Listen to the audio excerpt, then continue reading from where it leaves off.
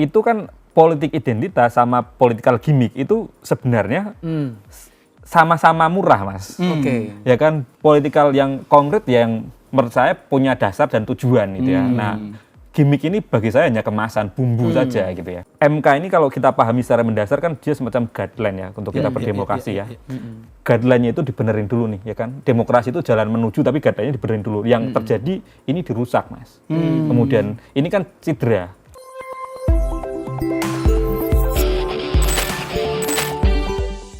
Open Table, kita kembali lagi. Cuma agak ada yang beda karena Ahsan ganti casing ya. San, kok bisa berubah begini? Saya Setiawan, Mas. Oh, Setiawan, sorry. Sorry, ini Anak magang di Open Table. ini kan ada narsum bagus lah.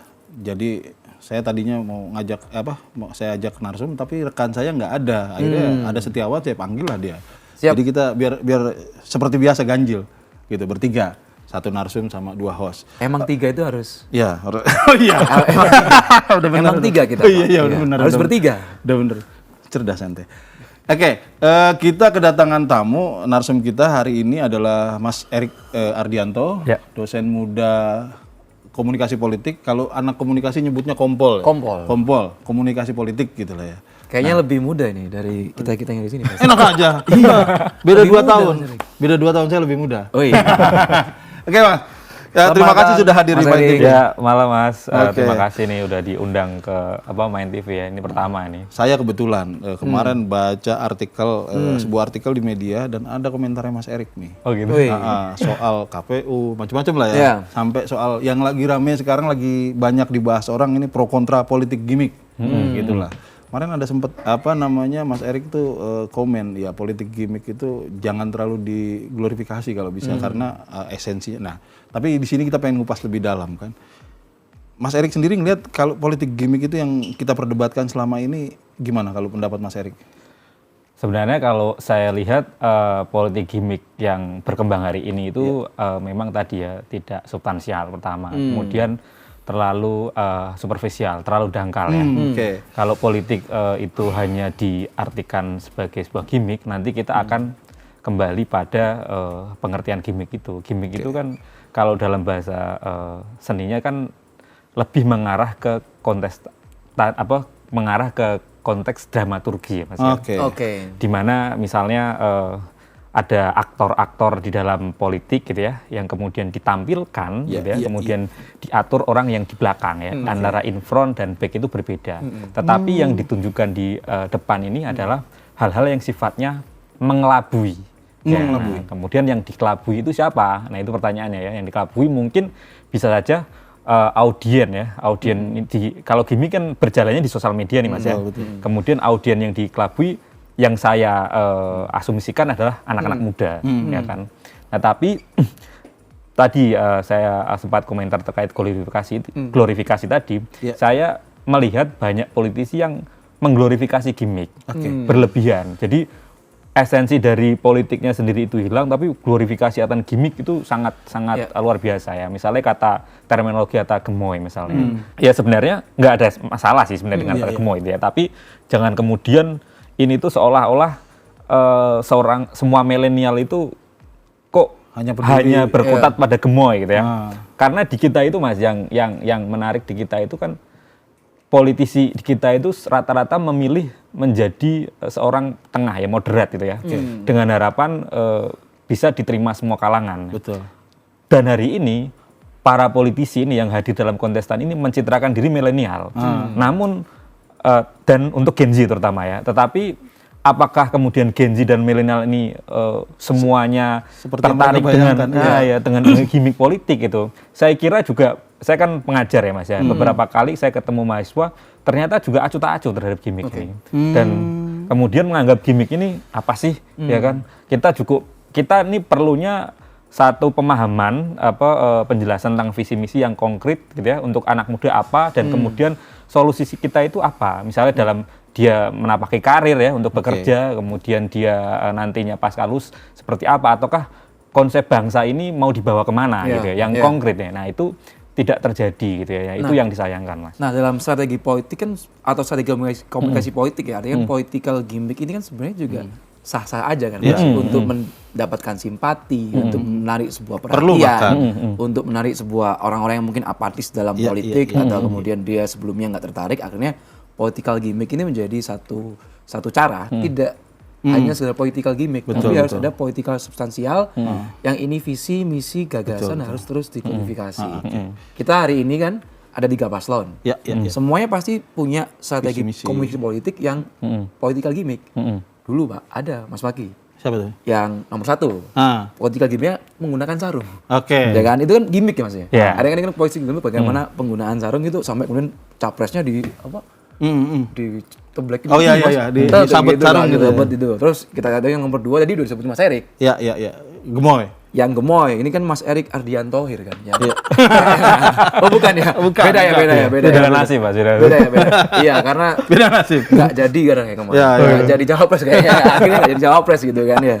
Terus akhirnya ada narasi politik komisi politik gimmick yang gemoy dan joget-joget. Tentu juga ini berubah ya Mas ya dari dulu Pak Prabowo yang tegas akhirnya jadi itu jadi santai, ada jadi lebih lucu. Jadi kan itu kan strategi juga. Terus itu gimana Mas? Menurut Mas Erik ada perubahan-perubahan seperti itu? Kalau Mas Ganjar juga kayaknya ada political gimmick yang Pasti ada. lari-lari. Semuanya Justru ada. lari-lari. Tapi kan itu kan memang dari dulu Mas Ganjar juga melakukan itu. Iya. Gimana Mas melihat 3 paslon hari ini? Apakah semuanya memakai strategi komunikasi politik gimmick atau ada yang berlebihan? Saya kira kalau mungkin tiga-tiganya memakai ya political gimmick, tapi memang ada yang berlebihan mengglorifikasi itu. Nah, saya kira gimmick dalam arti tertentu untuk populer iya Mas, tapi kalau dalam arti untuk mendapatkan satu akseptabilitas ya ke audien terutama ke generasi Z itu saya kurang setuju ya, karena itu dalam arti tidak semua bisa digeneralisir tadi ya, bahwa kemudian generasi ini kemudian mau menerima political gimmick seperti itu ya. Generasi ini juga ada yang concern di isu-isu lingkungan, ada yang concern di human rights ya, kemudian ada yang concern di kalau di komunikasi mungkin di komunikasi politik ya, ada yang concern di media dan lain sebagainya, korupsi ya. Nah itu tidak semua digeneralisirkan. Saya malah mencurigai gini, ini basisnya asumsi ya Mas ya, karena tahun 2019 dia kan muncul terminologi propaganda false and falsehood itu ya, semburan dusta itu ya, yang mana waktu itu dalam konteks tahun 2019 itu digunakan untuk mengirim disinformasi ke publik, tujuannya untuk menciptakan fear, rasa takut ya, kebingungan. Nah, contohnya apa waktu itu yang paling kentara itu ya, mungkin politikal asing gitu ya, kemudian anti terhadap anti Barat, anti Cina gitu ya, anti asing ya. Kemudian juga muncul politik identitas Mas, gitu ya. Itu kan politik identitas sama political gimmick itu sebenarnya sama-sama murah Mas. Oke. Ya kan, kalau misalnya katakanlah gini, kalau kita kandidat misalnya berkampanye di dalam lapangan terbuka gitu ya, ngundang dangdut misalnya, ngundang kiai itu kan mesti bayar otomatis ya, ada mobilisasi. Nah, sedangkan generasi Z hari ini memang rata-rata mendapatkan informasi kan di sosial media gitu ya. Nah, mereka itu mungkin punya strategi untuk membuat satu yang dulu itu di tahun 2019 itu dia mengirim informasi bohong, semburan dusta, yang hari ini polanya kok saya kira asumsi saya Mas lagi-lagi ya, ini mirip dengan apa yang terjadi di Filipina gitu ya. Tujuannya. Oh iya. Kalau yang sekarang murah Mas, gimmick itu kan murah Mas, tinggal sebar konten di sosial media kemudian diviralkan gitu ya, kemudian para tim sukses katakanlah itu ya, di tingkat masing-masing kemudian menyebarkan itu, kemudian menjadi viral dan orang mengikuti ya. Tapi sebagai euforia itu ya tadi, sebagai euforia politik boleh-boleh saja. Tetapi kalau digunakan untuk mendistorsi, misalnya katakanlah ya, misalnya kandidat yang punya rekam jejak masa lalu yang kemudian ingin dihilangkan gitu, dengan political gimmick, dengan beranggapan bahwa generasi hari ini nggak peduli ya, kemudian nggak melek terhadap politik, nggak melek terhadap sejarah, kemudian nggak concern terhadap isu-isu tertentu, menurut saya agak salah ya. Karena beberapa hal ya, justru orang yang melek di isu climate change, isu melek sejarah, melek politik, mereka itu kan rata-rata generasi Z yang leader-leader di masing-masing dan punya pengaruh masing-masing. Nah, mereka itu tentu akan sangat kontra dengan kondisi ini ya. Saya kira dia punya pemahaman sendiri. Misalnya saya tanya di kelas, misalnya, kalian capres milih yang mana? Mereka rata-rata masih menahan. Menahannya apa? Saya masih melihat ini hanya masih euforia, Mas, belum pada substansi politiknya. Saya nanti akan mengikuti debat kandidat, para kandidat seperti itu. Nah, itu sikap yang benar tuh. Nah, itu Mas, itu. Nah, kita kan juga di akademis ya Mas, ya. Emang kita nggak bisa mengarahkan untuk orang, masalah mahasiswa memilih tidak, tapi kita membuka cakrawala mereka ya, pilihan bebas di mereka, tapi bahwa ini kalau di komunikasi ada kok semacam kemiripan itu ya, yang disemburkan terus ya, tapi kalau yang dulu politik identitas, yang sekarang political gimmick, sama-sama murah Mas, gitu ya. Murah, sama-sama emosional. Emosional gitu ya. Sama kan mengafirmasi kayak dulu di era post-truth ya, orang jadi lebih bahasanya kan lebih mempercayai informasi yang bisa menyuptil sisi batiniah mereka ya, daripada yang pada kebenaran. Nah itu Mas. Nah, pertanyaan saya begini Mas, tadi kan Mas bilang glorifikasi gimmick ini berpotensi untuk mengurangi, justru menghilangkan atau menyingkirkan esensi dari politik. Apa sih sebetulnya esensi politik gitu kalau di pikiran Mas? Kalau saya, kalau kita bicara tentang kontestasi ya Mas ya, yang esensial dari politik adalah ya seorang kandidat itu harus punya visi misi yang kuat ya, yang bisa mungkin diterjemahkan dalam bahasa milenial, bahasa generasi mungkin kolonial atau generasi yang di bawahnya, tapi harus substansial. Misalnya bicara terkait dengan ekonomi gitu ya. Apa goalnya misalnya ekonomi, apa yang akan dibangun? Bicara terkait dengan HAM, apakah hanya misalnya hanya semacam seperti himbauan gitu ya, tidak misalnya tidak substansi konkret menyelesaikan gitu ya. Nah, itu yang menjadi catatan-catatan politikal yang konkret yang menurut saya punya dasar dan tujuan gitu ya. Nah, gimmick ini bagi saya hanya kemasan bumbu saja gitu ya. Jadi lebih baik misalnya kita ngomongin gini lah ya, saya menawarkan visi ini kalau nanti terpilih untuk memberantas judi online misalnya. Nah, itu malah lebih konkret Mas. Lebih konkret. Itu masalah anak muda malah juga. Iya, anak muda banyak yang sekarang terjebak judi online kan. Nah, itu permasalahan permasalahannya apa, kemudian ada seorang kandidat misalnya ingin memberantas itu, terus kemudian dengan cara seperti apa, itu kan lebih real kan gitu. Makan siang itu bukan solusi? Ya enggak lah, kan semua orang bisa sehari-hari juga bisa makan siang, kayak gitu Mas. Kita berbicara politik anak muda. Tadi dari Mas Erik Hardianto menjelaskan soal bahwa political gimmick itu tidak memberikan edukasi politik yang baik bagi generasi anak muda. Karena di situ menghilangkan substansi dan coba mengkaburkan atau mendistorsi rekam jejak dari calon itu sendiri. Political gimmick yang berlebihan saya rasa itu adalah upaya untuk mengkaburkan bagaimana rekam jejak dan juga visi atau gagasan yang akan dipakai. Nah Mas, berbicara soal anak muda, hari ini kan di Indonesia kita tahu bonus demografi nih Mas Maki, kan artinya pemilih muda juga akan lebih banyak. Bahkan kemudian kita bandingkan dengan negara demokrasi terbesar Mas. Ini ada Amerika juga, mulai di Amerika kan ada sosok-sosok anak muda juga yang mulai tampil di politik sejak tahun 2016 lah, 15 mungkin dan segala macam.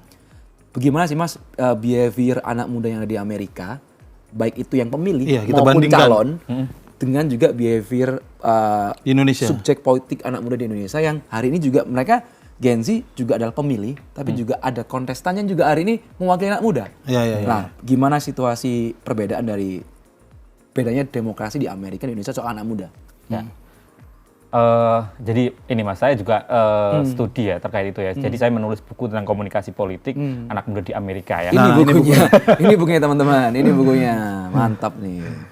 Jadi kalau kita bandingkan ya dari kontestasi misalnya tahun 2016 kemudian tahun 2019 dan sekarang juga Amerika bentar lagi akan melakukan election juga ya. Nah di kita itu anak muda itu memang satu sisi kita menghadapi satu bonus demografi gitu ya, kemudian anak mudanya banyak, ini adalah capital election ya yang bisa dikonversi dalam pemilihan gitu ya. Kemudian dibandingkan ya misalnya langsung menjurus ke kandidat mungkin ya, kandidat misalnya di Amerika itu ada politisi namanya Alexandria Ocasio-Cortez. Dia seorang putri dari seorang imigran gitu ya, dari Puerto Rico ya. Bedanya dengan kontestan hari ini misalnya ya, dia bicara tentang ide dan gagasan, Mas. Substansi tadi itu. Ya. Substansi ya. Dia bicara terkait dengan Green New Deal. Dia bicara tentang Pendidikan, ya. kesehatan, Jaminan sosial. jaminan sosial. Kemudian dia juga turun ke grassroots, ya, ketemu Asam sulfat. Oh, bukan, sorry. Bukan. Lanjut. Bukan. Dia turun ke grassroots menyapa gitu ya dengan gagasannya gitu ya. Kemudian di sana itu ada beberapa basis-basis komunitas gitu ya, yang memang concern di isu-isu tertentu, dia sapa, disamberin, kemudian dia berjanji akan kemudian berpihak pada isu tertentu gitu ya. Dan akhirnya dia menang pada saat Akhirnya itu. menang, Mas. Menang dengan proses yang baik, Ya. proses yang kemudian benar. Di situ juga sebagai anak muda juga mempunyai kapasitas dan kompetensi untuk kemudian dia akhirnya terpilih karena memang dia mempunyai basis kapasitas atau kompetensi yang kiamik lah atau ada cerdas lah memang Ocasio-Cortez itu ya. Cewek nggak kalau salah Mas? Cewek, Mas. Cewek. Cantik juga kayaknya. Cantik. Dia lahir kan dari ini ya, Mas ya, dari bawah ya. Dari bawah ya, dari proses dari bawah ya. Ya. Kemudian Dia nggak punya paman Mas. under, Dia nggak punya paman. bukan under privilege ya, Mas. Jangan mancing-mancing. Dia nggak punya paman. Bukan under berarti ya, privilege gitu. ya. Jadi Oke. dia memang lahir dari aktivisme politik, kemudian dia muncul karena memang zaman ini menjawab gitu ya, untuk dia muncul dan kemudian dia sampai sekarang digandrungi anak muda ya. Dia dikenal sebagai political progresif ya. Nah, kalau hari ini yang ditampilkan kan ini ya, Mas, saya ibaratkan kan gini nih. Mas, saya kan orang Jawa, Mas ya. Ada ini terminologi yang gampang. Ada misalnya ada buah ya. Buah kemudian dipetik ya. Sebelum waktunya kemudian dikarbit, matang. Terus kemudian kita makan. Rasanya enakan mana sama yang matang asli sama dikarbit? Matang pohon. Yang matang Matang pohon, dong, kan. langsung petik langsung. Nah, Cortez itu dia berawal dari nol, Mas. Berawal dari nol, dia dulunya seorang bartender, ya kan. Kemudian dia aktivis lingkungan, kemudian dia aktivis pendidikan juga, kemudian sampai pada taraf akhirnya dia jadi gitu ya. Dan kampanye yang digunakan juga kampanye crowdfunding gitu ya, modal dasar dari beberapa orang yang iuran, kemudian dia menolak korporasi besar gitu ya, untuk mendanai gitu ya. Nah, di kita ini kan berbeda, Mas, ya kan. Kalau kita kemarin Ini menarik ini. Apa bedanya dengan di Indonesia, Mas? Apakah meritokrasi itu ada atau gimana, Mas? Nah, yang terjadi kan harusnya yang ideal kan ini, Mas ya, kita memilih berdasarkan panggilan orang yang kalau di Amerika kan kebutuhan zamannya kemudian muncul orangnya. Kalau ini kan dipilihkan, kemudian kita dipaksa untuk memilih. Soalnya butuh ini gitu ya. Ya kita nggak usah inilah. Kemarin ada sedikit awan mendung lah ya di MK yang ini juga menjadi keresahan kita semua ya, Mas, terutama kalangan akademisi dan terutama kalangan akademisi muda juga yang beberapa teman saya melihat MK ini kalau kita pahami secara mendasar kan dia semacam guideline ya untuk kita berdemokrasi ya. Guideline-nya itu dibenerin dulu nih ya kan. Demokrasi itu jalan menuju tapi guideline-nya dibenerin dulu. Yang terjadi ini dirusak, Mas. Kemudian ini kan cedera. Nah, apakah kemudian nanti misalnya seandainya yang kandidat yang kemudian yang akhirnya ya kemudian dijadikan tawarkan ke publik itu nantinya misalnya katakanlah jadi itu ya, kemudian dia akan punya satu beban ya, beban moral yang akan menghantui dia terus gitu ya kan, bahwa dia dikenal misalnya kan sebagai seorang kandidat muda yang beda dengan konteks di Amerika ya, yang memang meluput dari bawah, yang ini yang diciptakan oleh dikarbit gitu loh, Mas. Dan terkesan dipaksakan. Jadi iya benar. Terkesan dipaksakan, Mas. Saking dipaksakannya Maya kelihatan kan. Kalau orang dipaksa untuk kemudian bertanding, dia pasti kan kayaknya kurang siap, ogah-ogahan, nggak siap. Akhirnya nggak pernah datang. Ketika diundang, artinya kan. Tadi gimana tadi alegorinya Mas Erik tadi buah belum matang dikarbit. Buahnya boleh nyolong dari tetangga lagi. Iya. Oh iya benar. Itu pohon mangga tetangga juga ya. Saya Intermezzo. Ada itu, Mas. Jadi ada kemudian di proses-proses yang itu tadi ada yang dipaksakan. Setelah yang dipaksakan lagi mau belum tanding. Waktunya matang, belum waktunya dipetik matang. gitu kan. Hanya kayak ogah-ogahan. Makanya ngomongnya nggak banyak. Nah, artinya gini, Ngomongnya Mas. juga salah gitu. Artinya gini, kita punya beberapa model ya. Ada model misalnya tadi yang Mas sebutkan contoh di Amerika si EOC itu. Itu bisa jadi role model kita bahwa anak muda itu bukan dia seneng gimmick, dia seneng sukaria dan lain sebagainya, tapi bukan berarti itu mengorbankan esensi gitu. Dia bicara esensi. Dia berdebat dengan orang-orang tua. Iya. Dan dia di forum-forum, Mas, apapun ya, misalnya waktu itu sama konteksnya ini. Dia pertama kali kampanye diundang di stasiun televisi ya. Incumbent-nya nggak hadir, Mas. Ya kan, dia datang sendiri kemudian dia menjelaskan gitu ya. Dia di debat-debat dia nggak takut, Mas. Dia disamperin tuh debat-debat apapun dihadapin ya oleh Cortez ini. Nah, di kita kan kadang-kadang Masnya kan kita itu sebenarnya menunggu ya. Kayak kemarin ya saya juga menyayangkan ya Mas ya ke KPU misalnya katakanlah harusnya kalau kita mengacu pada tahun 2019 kan harusnya debat antar capres kan ada gitu ya. Jangan sampai kemudian netizen ini secara implisit ya mengartikan bahwa ketiadaan debat cawapres ini dalam tanda kutip ya untuk misalnya ya ketika calon kandidat lain tidak mungkin berani tampil secara terbuka gitu ya. Kemudian secara jam terbang tadi belum pengalaman dibanding calon lain. Nah itu jangan sampai terbangun situasi yang sedemikian ya. Saya harapkan juga kemarin harusnya ada ya. Karena kita juga menunggu sebenarnya representasi dari milenial nih yang dikatakan milenial itu apa. Kalau di Amerika milenial progresif nih yang konkret. Ini milenial kita yang tunggu apa nih konkretnya gitu ya. Jangan sampai ya milenial tadi yang milenial yang hanya sebatas citra doang ya kan, kemudian hanya mengandalkan gimmick doang, tapi kemudian substansi politiknya nggak ada gitu ya. Inilah Mas, kalau saya kan agak mirisnya gini, ada kebijaksanaan lama tentang pemilu yang bilang jangan sampai kita milih kucing dalam karung. Nah seharusnya KPU adalah agen terdepan untuk membuat menelanjangi dalam tanda kutip semua kandidat, mau kandidat capres, cawapres, caleg dan lain sebagainya, supaya untuk membantu kita bahwa kita jangan sampai kita memilih kucing dalam karung. Ini kok malah jadi agen yang menyembunyikan kucing gitu loh. Ya kalau misalnya itu atau benar-benar jadi tidak ada debat yang. Nah iya misalnya kayak gitu. Artinya ini yang mungkin Mas Erik bilang jadi mengorbankan substansi mungkin. Iya benar. Dan pelajaran di Amerika menarik sekali Mas Maki. Jadi ketika Ocasio-Cortez itu berkontestasi di saat itu ya, artinya kan pemilih di Amerika, artinya pemilih yang rasional. Artinya kan dia tahu bahwa Ocasio ini memang berangkat dari bawah dan memiliki kompetensi. Hari ini di Indonesia ya kan, semua orang hari ini sedang menuju 2 bulan lah menuju kontestasi yang di situ ada pemilihan secara langsung. Artinya ada waktu 2 bulan di sini. Ini yang kemudian harusnya menjadi tantangan kita atau kemudian menjadi harapan kita bahwa politik di Indonesia itu ketika yang berkontestasi seperti ini, apakah yang pemilih ini rasionalnya seperti yang ada di Amerika atau tidak sebagai negara demokrasi terbesar, Mas. Akhirnya kita menunggu apakah pemilih di Indonesia terkelabui dengan gimmick politik atau kemudian secara rasional mampu untuk menilai bahwa ada calon yang memang dirasa kalau kompetensinya kurang, artinya kan bisa tuh memilih alternatif atau pemimpin yang lain-lain. Artinya kan itu kan sudah, artinya di Amerika kita udah dapat pendidikan lah bahwa pemilih atau voters Amerika itu bijak. Nah, apakah voters di Indonesia, Mas, menurut Mas Erik nih, akankah bijak juga dalam nantinya ke depan melihat situasi seperti rasional ini? Gitu? Iya, gitu. Saya kira kalau ditanya seperti itu, tentu harapan saya ya optimisme itu ada ya untuk pemilih kemudian memilih secara rasional ya, kemudian tidak hanya sebatas glorifikasi gitu ya.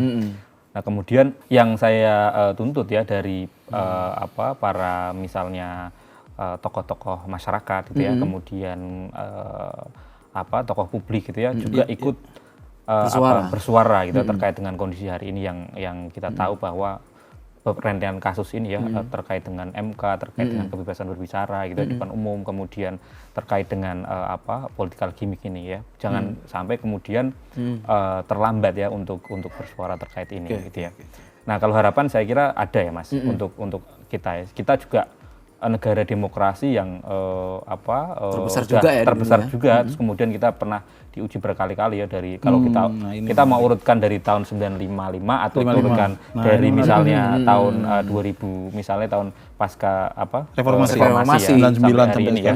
Kemudian kita prasyarat kita ya Mas untuk demokrasi gitu ya. Kemudian kita media kita kan juga hari ini pasca rezim Soeharto turun kan semua orang bisa bikin media ya, termasuk karena media TV, artinya kebebasan berbicara berpendapat itu sekarang udah jauh lebih terbuka ya, dan resources untuk mendapatkan pengetahuan itu lebih tinggi, dan saya sih optimis ya bahwa pemilih di Indonesia itu cukup rasional ya, gitu, tidak tidak meremakan dengan hal yang tidak substansi tadi gitu ya, nggak semuanya gitu ya. Nah, menarik Mas Magi ini. Iya. Bahwa tadi Mas Erik bilang tokoh publik, tokoh masyarakat berbicara. Hari ini sosok Mas Erik kan dosen. Betul. Pendidik.